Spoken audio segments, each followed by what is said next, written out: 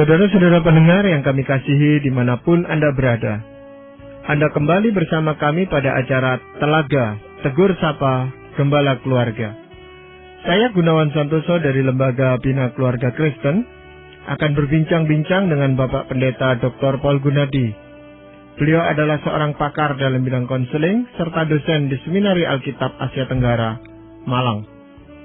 Perbincangan kami kali ini tentang memenangkan pernikahan. Kami percaya acara ini pasti bermanfaat bagi kita sekalian, dan dari studio kami mengucapkan selamat mengikuti. Bapak, ada orang itu yang sebelum menikah dan setelah menikah itu kelihatan ada suatu perubahan yang agak menyolok gitu, Pak Paul. Tapi anehnya itu ada orang yang berubah menjadi lebih baik, katakan di dalam berprestasi dan sebagainya, berkarir lebih baik, hidupnya lebih tertata. Tetapi juga ada orang yang setelah menikah itu hidupnya malah tidak karu-karuan itu, Pak Paul. Nah, kok bisa ada seperti ini? Bagaimana ya, Pak Paul, pernikahan itu sendiri? Memang Pak Gunawan, akhirnya saya yakini ya bahwa pernikahan itu tuh sesuatu yang kompleks ya dan penuh tantangan. Nah, kalau kita berhasil melewatinya, itu berarti kita berhasil melewati sesuatu yang kompleks dan penuh tantangan. Nah, kalau kita berhasil melaluinya dengan baik, dengan sungguh-sungguh baik, tidak bisa tidak ya.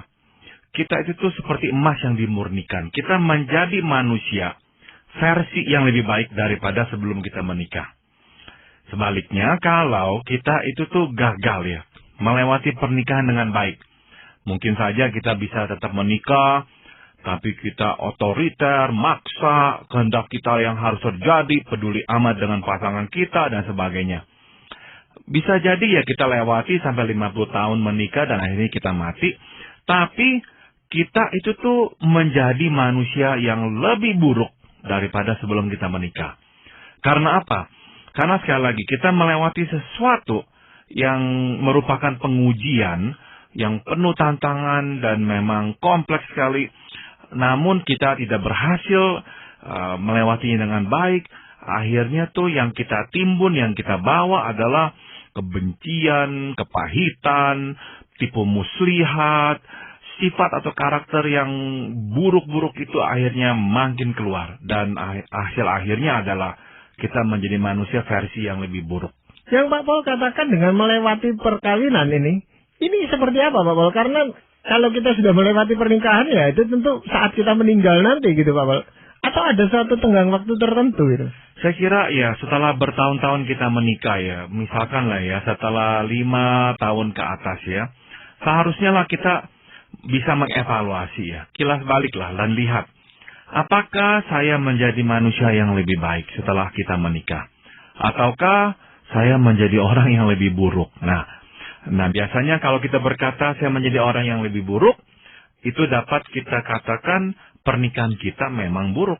Kita tidak mencicipi pernikahan yang baik ya. Tidak adanya saling mengasihi dan sebagainya. Pak Gunawan, saya bertemu dengan orang-orang yang melewati pernikahan yang baik. Dan saya merasa beruntung bisa bertemu dengan orang-orang seperti ini. Dan saya sungguh-sungguh melihat mereka menjadi orang-orang yang matang, orang-orang yang bijak. Sangat berhikmat. Dan hidup mereka itu tuh benar-benar hidup yang bersinar, berkilauan. Dan menjadi berkat bagi banyak orang. Dan orang pun senang berada dengan orang-orang seperti ini. Tapi saya juga melihat ada orang-orang yang telah menikah mungkin di atas 10 tahun, 20 tahunan. Tapi itu makin tua, makin pedas, makin pahit, makin tajam mulutnya, makin angkuh, makin manipulatif, makin tidak puas dan sebagainya. Saya akhirnya menyimpulkan, iya, tidak bisa tidak, pernikahannya itu tuh kemungkinan besar bukanlah pernikahan yang baik. Mereka tidak berhasil membangun pernikahan yang sungguh-sungguh baik. Maka akhirnya mereka menjalani hidup setelah itu tuh, atau dalam masa pernikahan juga, dengan menjadi manusia versi yang lebih buruk. Ya, nah Pak Paul, sebenarnya di dalam menjalani hidup pernikahan ini, tentunya kita berharap kita menjadi lebih baik gitu, karena itu harapan Tuhan juga dengan maksud Tuhan untuk pernikahan ini kan. Tapi langkah-langkah apa Pak Paul yang bisa kita lakukan supaya kita melewati pernikahan ini dan kita menjadi orang yang lebih baik gitu? Ada 8 yang akan saya bagikan pada hari ini. Yang pertama adalah di dalam setiap perbedaan pendapat, terbukalah terhadap kemungkinan bahwa kitalah yang keliru. Ini salah satu kiat ya untuk bisa melewati pernikahan dengan lebih baik. Waktu terjadi perbedaan pendapat, lihatlah diri, introspeksilah, terbukalah terhadap kemungkinan bahwa kitalah yang keliru. Jangan sampai kita menutup kemungkinan itu. Nah, orang yang menutup kemungkinan itu, saya tidak keliru dan tidak pernah dan tidak akan keliru. Dia sebetulnya itu sedang berjalan menuju kehancuran dalam pernikahannya. Ya, ada orang yang berpikir memang saya bisa keliru, tetapi pasangan kita juga bisa keliru. Dan kali ini, dan selalu dikatakan, kali ini pasangan saya yang keliru gitu loh Pak. Betul. Sudah tentu kita bisa dan seharusnya lah melihat juga ya apa yang tidak tepat yang dilakukan oleh pasangan kita. Namun sekali lagi, dalam perbedaan pendapat, nomor 1 yang mesti kita tatap diri sendiri. Jangan terlalu tergesa-gesa menatap diri orang lain. Apa tuh yang diri kita telah atau kurang lakukan? Nah, itulah yang kita munculkan dan kita akui di hadapan pasangan kita. Harapan saya adalah, tatkala kita memulainya, nah pasangan kita akan tertular. Dia pun lama-lama akan mengikuti jejak kita, yaitu melihat dirinya dan mengakui bagiannya. Nah, bukankah ini nantinya tuh akan mempermudah kita menyelesaikan perbedaan pendapat? Ya, hal yang lain apa Pak Paul? Yang berikutnya adalah kenalilah pasangan kita dan keterbatasannya. Ya, hiduplah di dalam, bukan di luar keterbatasannya. Maksud saya apa? Ini nih, jangan kita hidup di atas andaikan. Ya, hiduplah di atas bukan. Maksudnya, dia bukan seperti yang kita bayangkan sebelumnya. Jangan kita itu berandai-andai kalau saja dia tidak seperti ini. Kalau saja dia lebih sabar. Kalau saja dia lebih mau mengerti saya. Kalau saja dia itu tuh lebih mempunyai pemikiran yang lebih luas dan sebagainya. Kenyataannya apakah pasangan kita seperti itu? Kalau kita berkata tidak. Memang dia orangnya tidak semurah hati yang aku pikirkan. Nah, kita terima fakta itu. Dia tidak semurah hati yang aku pikirkan sebelumnya. Dia sama uang sangat-sangat ketat sekali. Kalau sudah dalam genggamannya, susah sekali dia lepaskan dan dia berikan kepada orang lain. Berarti apa? Kita hiduplah di dalam keterbatasannya itu. Bukan di luarnya. Dan terus-menerus kita ribut dengan dia mempersoalkan tentang betapa ketatnya dia memegang uang. Maksud saya apa? Hidup di atas bukan ini nih. Bahwa dia bukan seperti yang kita bayangkan. Dan dia punya keterbatasan soal uang ini. Berarti kita melihatnya dan kita mau membereskannya, mau mencoba menolongnya. Yuk, lain kali misalkan kita lagi ada keperluan, kita katakan kepada dia, saya ada keperluan ini nih, tapi ya mungkin kau mau pikirkan dulu berapa yang kau akan berikan. Ya, mungkin besok saya bisa tanya lagi kepadamu berapa. Tapi yang diperlukan adalah ini. Dan orang itu juga memang begini-begini, dia butuh sekali itu gimana. Nah, dengan kata lain, kita fokuskan ke situ tuh. Terus kita fokuskan. Ya, kalau kita terus berandai-andai, dia mudah-mudahanlah dia nggak pelit dan dia lebih bisa memberikan uang. Kita tidak akan bisa menyelesaikan masalahnya. Ya, berarti dalam hal ini kita mau membuat dia itu menyadari akan kesalahannya atau sebenarnya Pak Bang? Pada akhirnya iya. Namun saya kira penekanan yang berbeda akan juga membuahkan hasil yang berbeda.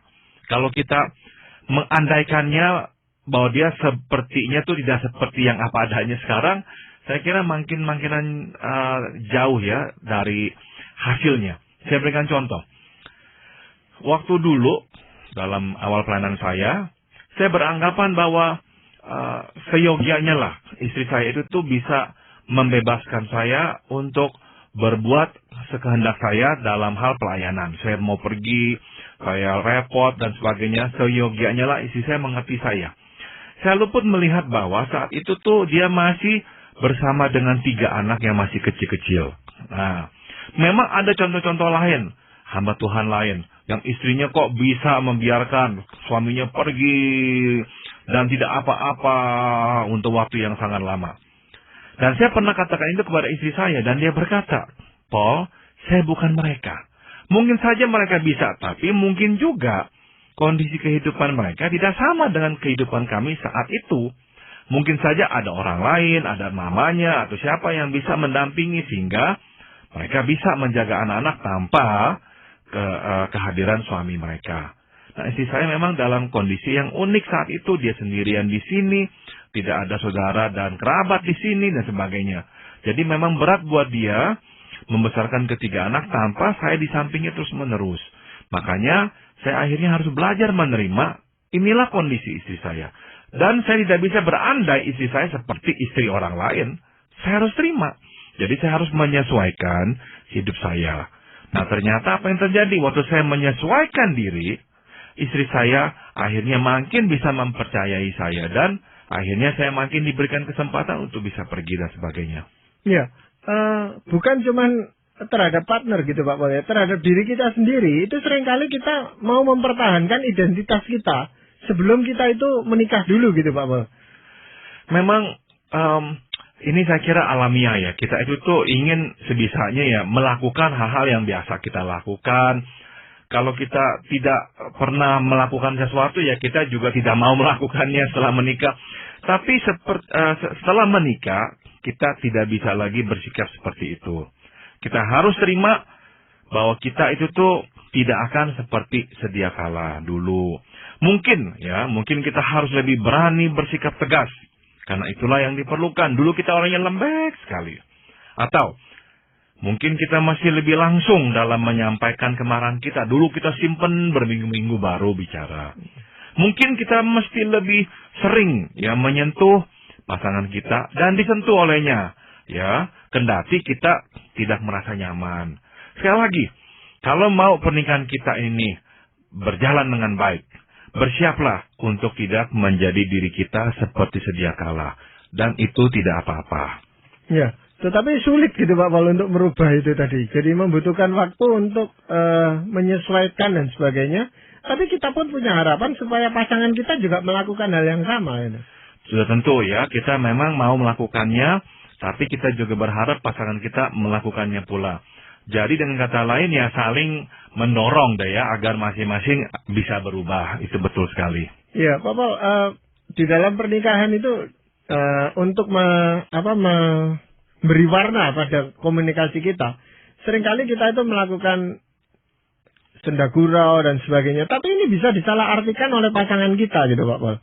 Saya kira ya sudah tentu kita mesti melihat konteksnya ya, kapan kita bersenda gurau dan sebagainya. Tapi pada prinsipnya ya, ini adalah salah satu lagi ya kiatnya untuk bisa menjalani pernikahan yang baik. Yaitu percaya atau tidak, tetapi canda dan gurau adalah obat mujarab penambah energi pernikahan. Pernikahan yang diisi dengan senda gurau ya, lebih berpeluang menjadi pernikahan yang sehat. Dibanding dengan pernikahan yang begitu jarang bersenda gurau. Kadang-kadang ini yang kita jumpai ya Pak Gunawan, kita berjumpa dengan pasangan nikah yang benar-benar mukanya itu tuh kecut, asam sekali, tidak ada senyum, canda gurau dan sebagainya.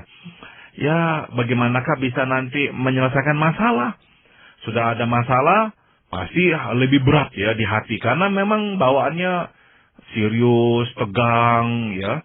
Nah, sering-seringlah bersenda gurau, sering-seringlah berguyon. Jangan hanya kita berguyon dengan orang di luar rumah, tapi sering-seringlah bercanda dengan pasangan kita. Itu obat mujarab. Ya, tapi pengalaman ini mesti mempelajari itu, seni untuk bersenda gurau yang bisa membangun hubungan suami istri, Pak Paul. Karena kalau tidak, itu bisa salah mengerti dan menimbulkan problem di dalam keluarga itu sendiri. Betul, betul. Memang ada kalanya pasangan kita itu tuh tidak memahami ya senda gurau kita. Dan kita perlu jelaskan, waktu saya begini, saya tidak mengatakan ini, saya tidak sedang merendahkan engkau. Saya sedang bercanda saja. Tapi kalau dia berkata, saya tidak suka dengan cara bercandamu yang itu. Oke, mungkin yang itu tuh yang kita akan nanti ubah, supaya dia bisa lebih menerimanya. Tapi sekali lagi memang orang yang tidak bisa bersenda gurau, memang susah untuk hidup dengan orang lain, Pak Gunawan. Itu harus saya akui. Dan ada orang-orang yang memang tidak bisa bersenda gurau. Ya memang menyulitkan orang yang di sampingnya. Ya, ada pasangan itu yang memang mungkin kurang terlatih untuk bersenda gurau. Itu yang dibicarakan itu adalah apa ya? Guyonan-guyonan yang sebenarnya tidak layak gitu, tidak pantas gitu. Misalnya guyonan-guyonan yang porno dan sebagainya. Okay. Sehingga pasangannya merasa tidak nyaman gitu, Pak. Betul. Jadi selalu prinsipnya adalah silakan bersenda gurau, namun jangan berdosa, ya. Jangan kita itu tuh ya menggunakan contoh-contoh porno dan sebagainya. Nah itu tuh mungkin saja membuat pasangan kita tertawa, tapi ya kita membuat Tuhan berduka karena kita telah berdosa kepadanya. Iya. Apakah ada kiat yang lain yang Pak Paul bisa sampaikan? Kiat yang lain adalah ini nih. Bila kita dapat menolongnya, lakukanlah.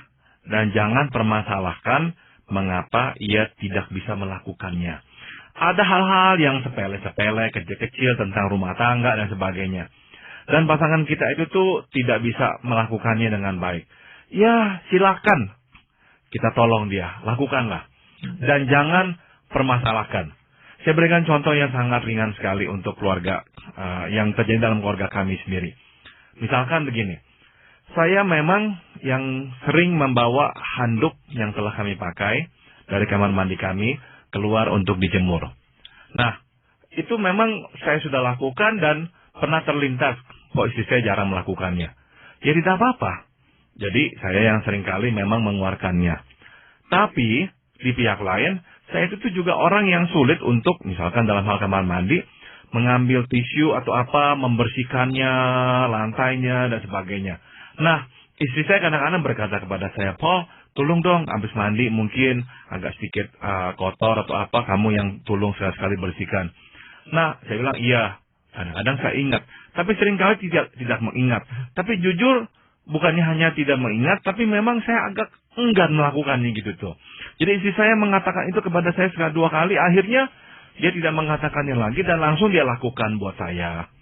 Jadi sekali-sekali, untuk hal-hal kecil seperti itu tuh, kalau kita bisa melakukannya, lakukanlah dan jangan permasalahkan.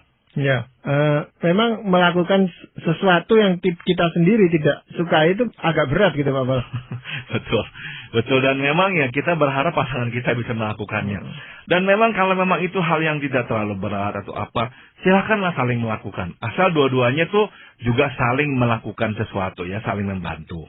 Ya, dan seringkali yang dibantu itu juga merasa bahwa kita ini tidak mengerjakannya dengan sepenuh hati. Sehingga dia berkata, sudah, saya aja yang kerjakan itu, kamu kerjakan yang lain. Toh nanti jadinya tidak seperti yang dia inginkan. Betul. Dan sekali lagi ya, sampai batas tertentu, hal-hal seperti itu tuh ya seharusnya dilakukan tanpa keluhan ya. Silakan lakukan. Iya, mungkin ada yang lain Pak Paul? Berikutnya lagi adalah, tidak ada cara lain untuk memperlihatkan betapa pentingnya dia bagi kita, selain daripada memperlakukannya sebagai VIP, ya VIP, very important person. Artinya, kalau kita ingin ya mengkomunikasikan kepada pasangan kita, dia penting, tidak ada jalan lain. Perlakukanlah dia sebagai orang penting. Artinya apa? Pertimbangkan pendapatnya, pikirkan keinginannya, ya. Katakanlah hal-hal yang kita ingin katakan kepada dia dengan penuh respek. Ya, jadi kalau kita mau mengatakan engkau penting bagiku, ya perlakukanlah dia sebagai orang yang penting. Jangan sampai kita itu tuh hanya mulut saja berkata dia penting, tapi kita tidak memperlakukannya penting. Nah, pasangan kita tidak akan pernah merasa penting. Nah, itu tidak berarti bahwa kita memanjakan pasangan kita, Pak. Saya kira bukan, karena dua-dua melakukannya. Baik kita maupun pasangan kita saling memperlakukan satu sama lain dengan pentingnya, dengan hormat. Iya. Yang lain, Pak? Yang lain adalah lindungilah pernikahan dari diri kita sendiri dan dari orang lain. Ya, kita dapat menghancurkan pernikahan melalui kata-kata kasar yang kita lontarkan atau perbuatan dosa yang kita lakukan, ya, misalkan berzina dan sebagainya. Jangan hancurkan pernikahan dengan perbuatan kita sendiri. Nah, tapi orang lain, termasuk pekerjaan kita, dapat pula menghancurkan pernikahan melalui campur tangannya yang malah merusakkan atau menjauhkan kita dari pasangan. Ya, jadi bila pekerjaan kita menjauhkan kita dari pasangan, teman kita menjauhkan kita dari pasangan, nah berhati-hatilah.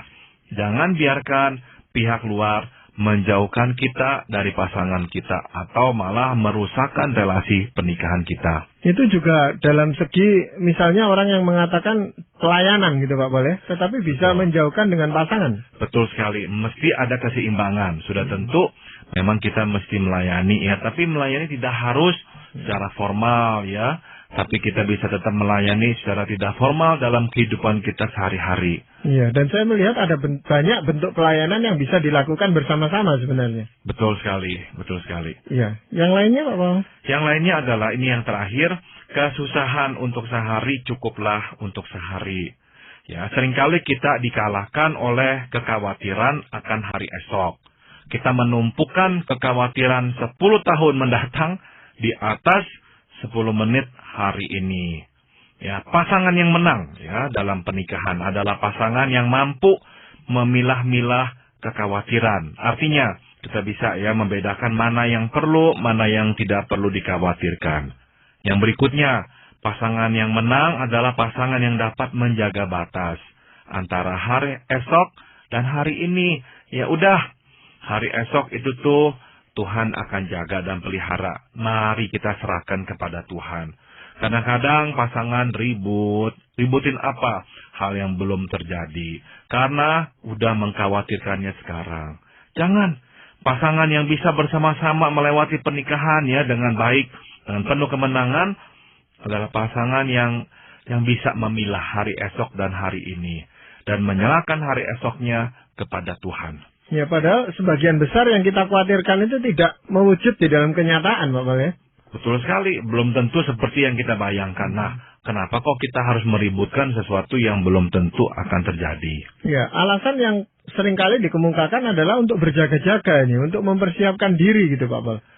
Betul, sudah tentu kita memang perlu bersiap-siap. Tapi, ya selalulah berilah ruang untuk Tuhan bekerja. Kadang-kadang kita mempersiapkan diri seolah-olah tidak ada Tuhan dalam hidup ini.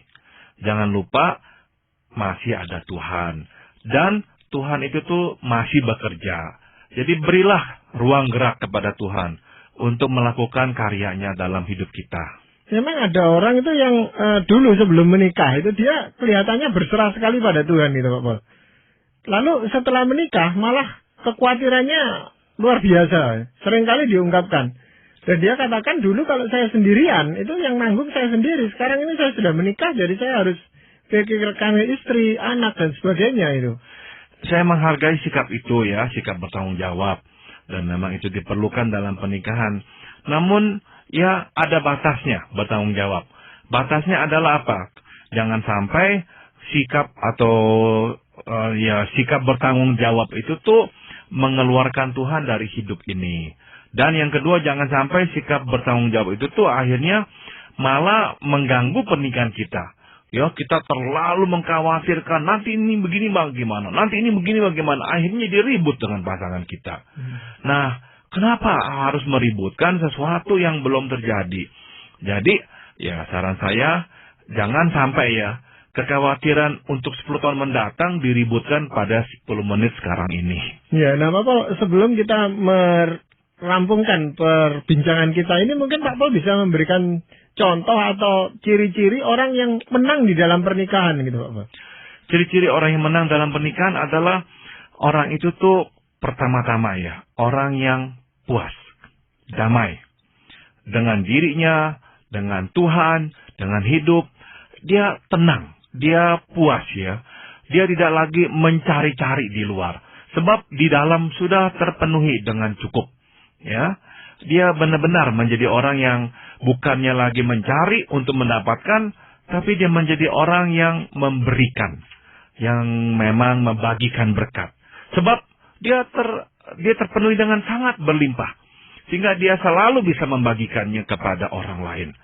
Nah, kita bisa melihat kebalikannya pada pasangan yang memang tidak memiliki pernikahan yang kuat, senantiasa mencari-cari, ya, untuk memenuhi kebutuhannya, mencari-cari perhatian mungkin, atau mencari-cari dukungan, atau mencari-cari kesempatan untuk bisa berharga dan sebagainya. Kenapa? Kemungkinan di dalam memang tidak terpenuhi dengan baik. Nah, jadi cirinya orang yang pernikahannya baik, yang sehat, saya kira dapat saya indikasikan dengan satu saja, yaitu orang yang tidak lagi mencari, tapi dia menjadi orang yang memberi. Ya, dan firman Tuhan yang mau Pak Paul sampaikan apa, Bapak? Saya bacakan Amsal 11 ayat 29. Siapa yang mengacaukan rumah tangganya akan menangkap angin. Artinya, siapa yang memang tidak memelihara rumah tangganya, menyanyiakannya, menangkap angin. Artinya apa? Tidak akan mencapai sasaran. Hidupnya itu tuh akan selalu mencari-cari, ya. Hidupnya itu tuh akan selalu di dalam kebingungan, ketidakpuasan, kegagalan, dan kefrustrasian. Ya, jadi kalau kita mau hidup tidak frustrasi, ya jangan kacaukan rumah tangga sendiri. Kita orang yang paling bodoh kalau kita mengacaukan rumah tangga sendiri. Ya, terima kasih Pak Paul. Ini sangat memotivasi dan menginspirasikan kita semua untuk menjadi pemenang-pemenang di dalam hidup pernikahannya, gitu Pak Paul, ya. Dan para pendengar sekalian, kami mengucapkan terima kasih. Anda telah mengikuti perbincangan kami dengan Bapak Pendeta Dr. Paul Gunadi dalam acara Telaga, Tegur Sapa Gembala Keluarga. Kami baru saja berbincang-bincang tentang memenangkan pernikahan. Bagi Anda yang berminat untuk mengetahui lebih lanjut mengenai acara ini, silakan Anda menghubungi kami lewat surat. Alamatkan surat Anda ke Lembaga Bina Keluarga Kristen atau